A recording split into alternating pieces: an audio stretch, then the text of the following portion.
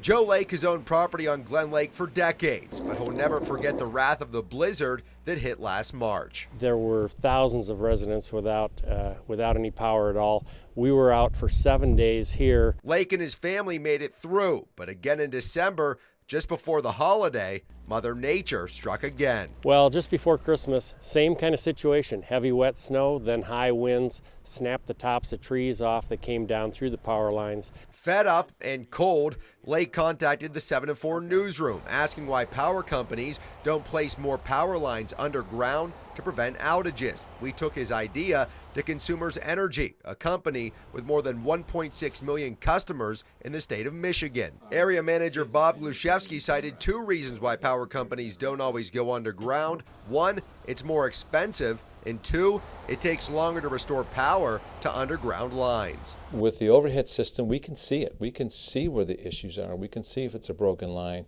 or if it's a broken cross arm on the pole or whatever. You can visually look at it. If it's underground, again, you have to bring in specialized equipment. It takes a while to find that, and then once you do find the issue, it takes much longer to fix. The vast majority of consumers' power lines are above ground, though larger subdivisions, by state law, are required to have underground lines. Townships and other local government bodies can request to move lines underground, but that will cost them. They would be responsible for paying the additional cost. Not the customers in that area, but that governing body that makes the request.